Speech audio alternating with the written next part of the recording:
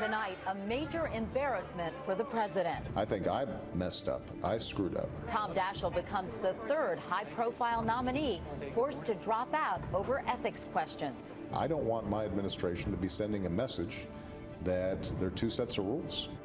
I'm Katie Couric in Washington. Also tonight, the salmonella outbreak. Horror stories from that peanut factory. A rat was dry roasted in the peanuts. The investigation widens. More Americans are having cardiac CT scans, but are the benefits outweighed by the radiation risk? And he conquered New York's highest peaks, the incredible feat of Philippe Petit.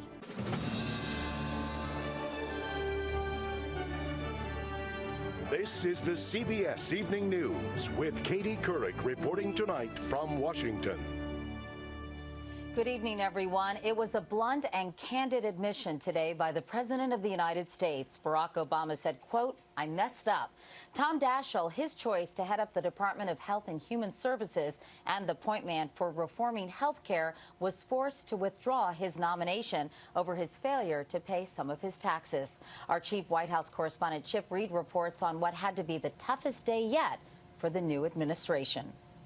Tom Daschle told the president of his decision to withdraw in a morning phone call, then in a public statement explained why. He doesn't want to be a distraction. The president accepted his decision with sadness and regret. Daschle's downfall, failure to pay more than $128,000 in taxes, most of it for use of a car and driver over 3 years. The White House insists Daschle was not pushed out. I'm saying the decision was made by Senator Daschle. That decision came less than 24 hours after the president said he was standing behind Daschle. Absolutely. Last night, after Daschle met with senators, and I deeply apologize. It appeared that in the clubby world of the Senate, his nomination was all but assured. But momentum began to shift as government ethics groups and even some Democrats raised questions, and Republicans and editorial writers called on him to step aside. The New York Times said it would send a terrible message to the public if we ignore the failure of yet another high-level nominee to comply with the tax laws. In fact, Daschle is one of two nominees who stepped down today because of tax problems. Nancy Killefer, the president's choice for a top budget position, also withdrew, citing a tax lien on her house from 3 years ago. And while Timothy Geithner was confirmed as Treasury Secretary, 34 senators voted against him because of $34,000 in unpaid taxes. And it's not just tax problems. A federal grand jury investigation forced New Mexico Governor Bill Richardson to step aside as Secretary of Commerce nominee. He was replaced today by Republican Senator Judd Gregg, who once voted to eliminate the department he's been selected to lead. The president has also been criticized for selecting lobbyists for some key jobs, including Bill Lynn, the #2 official at the Pentagon, who lobbied for a defense contractor. As a candidate, Mr. Obama promised that lobbyists wouldn't find jobs in his White House. As for Tom Daschle, losing him is much more than a short-term embarrassment for the White House. He was supposed to be the chief architect of Mr. Obama's plan to overhaul the health care system. That reform plan could now be put on hold as they search for a replacement. Katie? Chip Reid at the White House tonight. Thank you, Chip. President Obama had hoped to focus today on his economic stimulus package. He invited a handful of journalists to the White House to talk about that, but it was all overshadowed by the Daschle story. And as I interviewed the president, he was clearly distressed about what happened. It's frustrating for me, and it's something that I take responsibility for. Tom, I think, is an outstanding individual. I'm absolutely convinced that he would have been the best person to help shepherd through what's going to be a very difficult process to get health care for American families. But I don't want my administration to be sending a message that there are two sets of rules, one for prominent people and one for ordinary folks who have to pay their taxes every day. I think I messed up. I screwed up in not recognizing the perception that even though this is a honest mistake, I believe, on Tom's part, that, ordinary people are out there paying taxes every day, and, whether it's a intentional mistake or not, it was sending the wrong signal. Meanwhile, a former lobbyist for the defense contracting firm Raytheon is slated to be the #2 person at the Pentagon. During the course of the campaign, you spoke passionately about ethics reform and against lobbyists. Right. So what happened? It gives people the impression that you talk the talk during the campaign, but now you're in office and you're not walking the walk. On this one, I think I'll disagree. We've got the highest lobbyist standards in terms of former lobbyists or people who want to influence the government being involved in our administration. The highest standard that's ever been set up. And I'm appointing thousands of people. Now, what I said in appointing Mr. Lynn was that along with maybe a handful, maybe 3 or 4 positions, may end up being so unique that we are going to make an exception. That doesn't obviate the fact that we are setting a standard that no other president has ever met.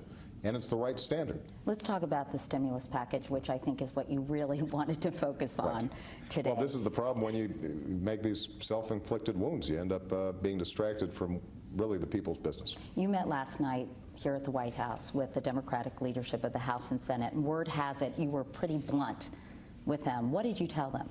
Well, here's what I said. We have to act. We have to act now. If you look at the overarching package, it's got no earmarks in it. Most of the money is either going directly to families in the form of unemployment insurance or making sure that they've got health insurance if they've lost their job, or it's designed to spark the economy by creating jobs. So, you know, what has happened, and this is what tends to happen in this town, is people have plucked out this program or that program that doesn't look particularly stimulative, the contraceptives issue being a primary example. If you add all that stuff up, it accounts for less than 1% of the overall package. Now, that doesn't mean that the package can't be improved, and that's what I said to the leadership last night. Let's improve it. Let's make this a package that is big enough for the moment. Let me mention some of the spending in this package. $6.2 billion for home weatherization, $100 million for children to learn green construction, $50 million for port modernization, water and wastewater infrastructure needs in Guam, $50 million for the NEA, the National Endowment for the Arts. Even if some of these are a legitimate use of taxpayer dollars, Mr. President, why are they included in this bill designed to jumpstart the economy and create jobs right now? Let's take that example. We're going to weatherize homes. That immediately puts people back to work. And we're going to train people who are out of work, including young people, to do the weatherization. As a consequence of weatherization, their energy bills go down, and we reduce our dependence on foreign oil. What would be a more effective stimulus package than that? I mean, you're getting a threefer. Not only are you immediately putting people back to work, but you're also saving families on their energy bills, and we're laying the groundwork for long-term energy independence. That's exactly the kind of program that we should be funding. Finally, in closing, you campaigned to change the culture in Washington, to change the politics as usual culture here. Are you frustrated? Do you think it is much, much harder to do that than you ever anticipated? Well, first of all, I never thought it was easy. Change is hard. Just like changing how campaigns were run was hard. We didn't do that overnight. You know, if you recall my campaign for president, we had a lot of fits and starts. I wasn't the best candidate, and you know, we made a lot of mistakes in the beginning, and over time we stayed focused on being true to our central message, which was that the American people deserve a better government. That passion has not changed, and I'm confident that if we just stay on the course, if we stay focused on what's good for the American people, that ultimately we're going to be able to deliver, and as long as we're doing that, I think we'll have a good outcome. The president's economic stimulus package, at least in its current form, is proving to be a tough sell with both Republicans in Congress and the public. Here's Cheryl Atkinson with that story. 2 weeks into President Obama's administration, it doesn't feel like much of a honeymoon on the stimulus front. That it's not a stimulus package, it's a spending package. More than half of Americans say Congress should make big changes to the president's stimulus package or reject it altogether. And Republicans detect a chink in the armor. I'm sure the Democrats, or at least the president, is embarrassed by some of this.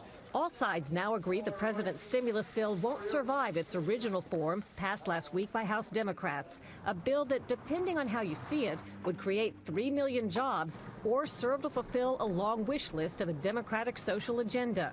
A CBS News analysis finds the president's stimulus plan balloons virtually every federal agency in terms of dollars. $5.5 billion more for the Department of Commerce, $9.4 billion extra for the EPA, $5 billion for labor, $1 billion for the census, and nearly $36 billion for agriculture.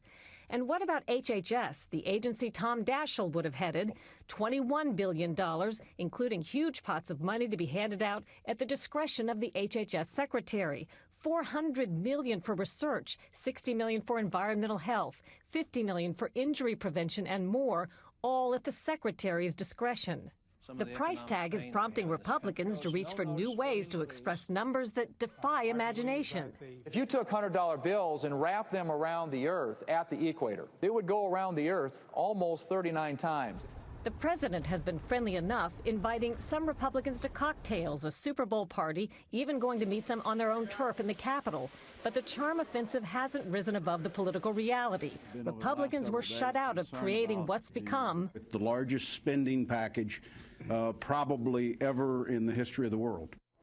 Today, Senate Republicans began the push for what they call a simpler, more targeted stimulus bill, half the size, one that includes a lot of tax cuts, Katie, and that they say would address the mortgage crisis first.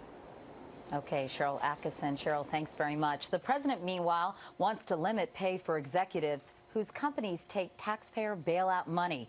Details are expected tomorrow. Congress is already working on a plan that would cap executive salaries at $400,000 a year. For the U.S. auto industry, this year is beginning, unfortunately, like the last one ended, with dismal sales. And that tops tonight's CBS News Financial Notebook. GM sales in January dropped like a rock, down 49%. Fords were off 40%, and Chrysler, the biggest drop, down 55%. GM, by the way, is reportedly joining Chrysler in offering employees buyouts, including cash and a voucher good toward a new car. And has it come to this? Food lines? All over the country today, people lined up for free food. Denny's gave away its signature $5.99 Grand Slam breakfast as a recession-busting promotion, and 2 million people took them up on their offer. Coming up next on the CBS Evening News, the disgusting conditions inside the peanut plant blamed for the salmonella outbreak. Wait until you hear his story.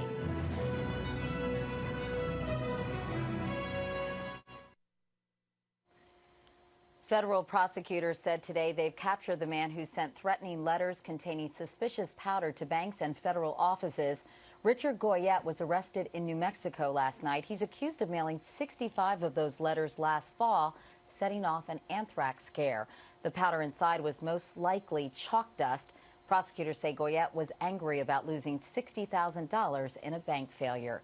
Now to the investigation into that salmonella outbreak traced to a peanut factory in Georgia. What we're finding out about the conditions at that plant is downright revolting. Jeff Glor has the story from the inside. The stories Jonathan Prather is telling, a peanut factory with incessant roach problems and more. A rat was dry roasted in the peanuts.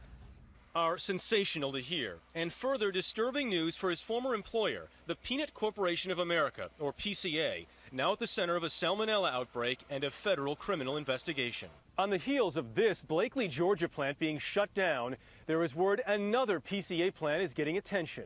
A Texas facility, which was unlicensed and went uninspected since it opened 4 years ago. PCA, headquartered in this home in Lynchburg, Virginia, is a 33-year-old family business run by Stuart Parnell. Incredibly, Parnell sits on the U.S. Department of Agriculture's Peanut Standards Board. Roaches get up in that dry roast and get, because some of they'll blend in with the peanuts. You'll never know they're there. Most of Parnell's Georgia employees were let go last month as the full scope of a salmonella outbreak became clear. Investigators believe tainted products from PCA sickened more than 500 and may have killed 8. Products they believe the company knew were unsafe. Meanwhile, product recalls continue mounting. More today, nearly 900 in all, ranging from ice cream to trail mix. And while Prather's the only one who's spoken on camera about unsafe conditions, his eyewitness accounts of roaches, a leaky roof, and mold are backed up by inspection reports. But experts say it's not just more inspections that are needed, it's punishments too.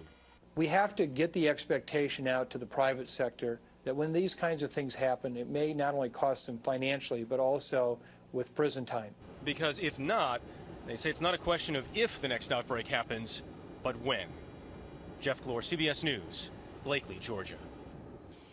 In other news, the man who founded Habitat for Humanity died today. Millard Fuller was his name. A self-made millionaire by age 29, Fuller and his wife Linda sold everything and devoted their lives to Christian works. In 1976, he started Habitat, preaching what he called the theology of the hammer. Volunteers have built 300,000 houses worldwide, providing shelter to 1.5 million people. Even former presidents have pitched in. In 1996, he received the Presidential Medal of Freedom. Millard Fuller was 74.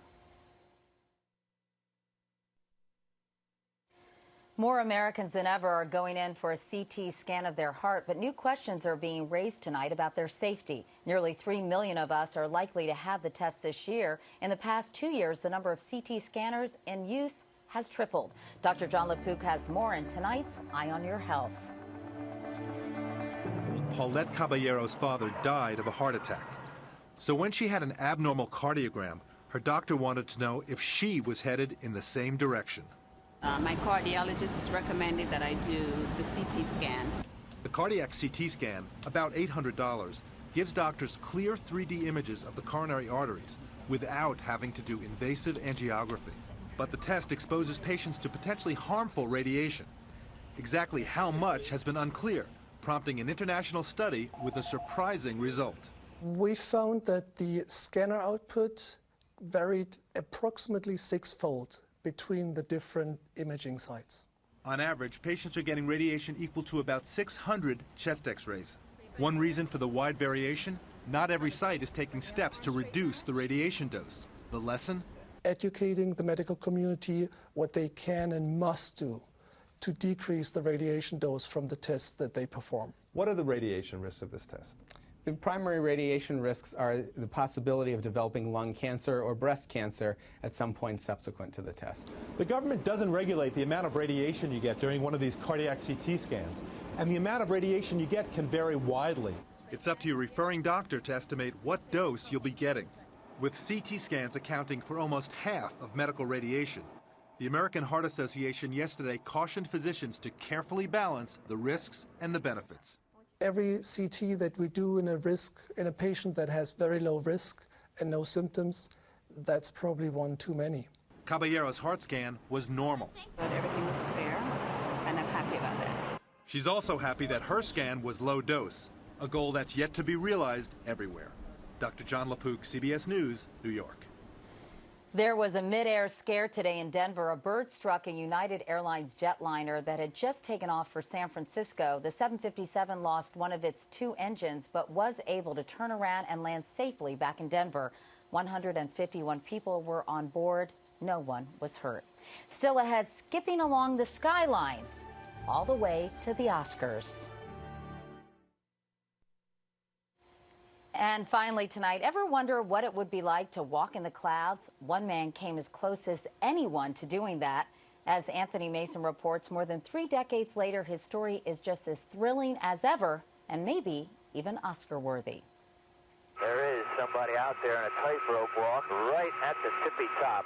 On a gray August morning in 1974, atop the newly built World Trade Center, a 24-year-old Frenchman stepped out onto a steel cable a quarter-mile above the streets of Manhattan. This is the turning of the page. Now, nearly 35 years later, these are actually the historic shoes of the World Trade Center.